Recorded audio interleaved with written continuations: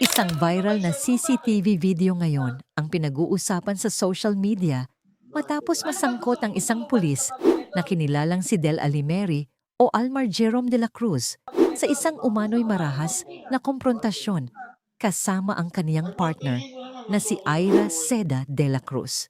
At habang mabilis na kumalat ang video online, mas lalo pang uminit ang usapan matapos maglabasan ng samut-saring revelasyon, cryptic posts, at maging mga umano'y testimonya ng ibang babae na nagsasabing meron din silang hindi magandang karanasan sa nasabing pulis.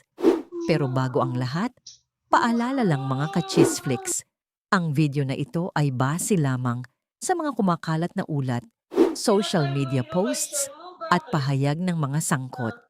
Hindi natin layunin ang manghusga, kundi ilahad ang magkabilang panig ng usapin.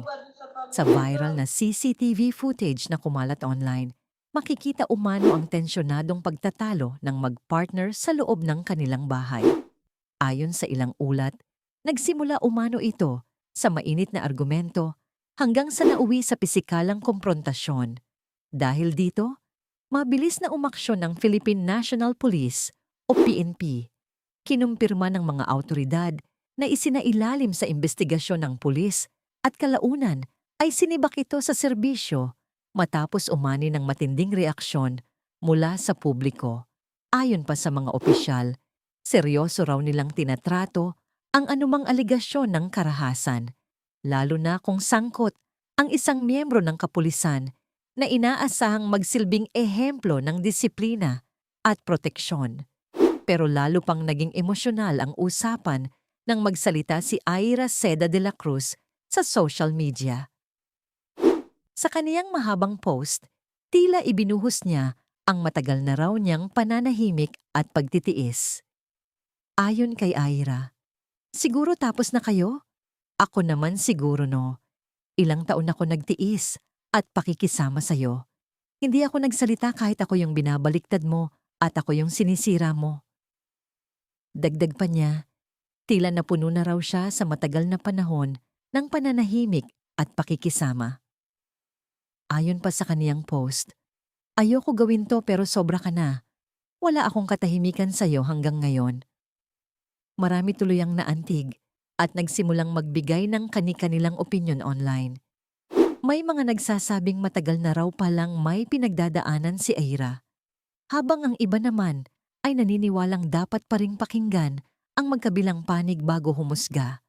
Samantala, hindi rin nanahimik si Del Alimeri. Sa sarili niyang social media post, humingi siya ng paumanhin sa publiko at sa mga taong naapektuhan ng insidente. Ayon sa kaniyang statement, "Humihingi ako ng taos-pusong paumanhin sa lahat ng taong nasaktan at nadismaya dahil sa nangyari." Inamin din niya na wala raw sapat na dahilan para sa kaniyang pagkakamali, lalo na bilang isang pulis. Dagdag pa niya, "Hindi ko hinihiling na agad niyo akong patawarin, pero nangangako akong haharapin ko ang consequences ng ginawa ko at sisikapin kong magbago bilang tao." Marami tuloy ang nahati ang opinyon online.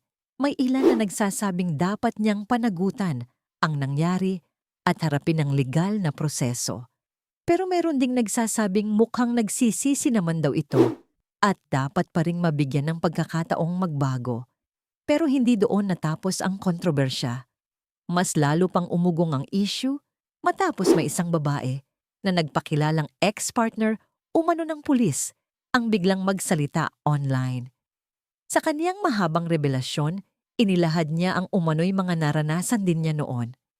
Ayon sa babae, matagal na raw niyang ipinagdarasal na dumating ang araw na mapanagot umano ang dating partner dahil sa mga sinasabing pananakit, manipulasyon at paninira. Sa viral niyang post, sinabi niya, "Hindi talaga natutulog ang Diyos." Bukod dito, sinabi rin umano niyang mayroon pa raw siyang ebidensya na maaaring makatulong kung sakaling magkaroon ng mas malalim na investigasyon. Dahil dito, mas lalo pang nag-init ang social media. Marami ang nagsimulang magtanong, may iba pa bang posibleng biktima? May mga hindi pa ba nagsasalita? At gaano nakatagal umanong nangyayari ang ganitong sitwasyon. Ngunit sa kabila ng mga lumalabas na aligasyon, mahalaga pa ring tandaan na ang lahat ng ito ay dapat dumaan sa tamang proseso at investigasyon. Sa panahon ngayon, kung saan mabilis kumalat ang impormasyon online, napakahalaga pa ring pairalin ang pagiging responsable sa pagbibigay ng opinyon. Habang nagpapatuloy ang issue, marami ring netizens ang nananawagan ng mas matinding suporta para sa mga biktima ng domestic abuse at emotional trauma. Ayon sa ilang mental health advocates online, mahalagang magkaroon ng lakas ng loob ang mga biktima upang magsalita at humingi ng tulong sa tamang awtoridad.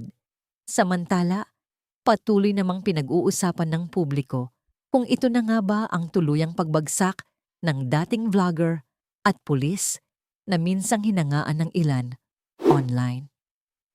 Mula sa pagiging kilalang personalidad sa social media, ngayon ay sentro siya ng isa sa pinakamainit na kontrobersya online.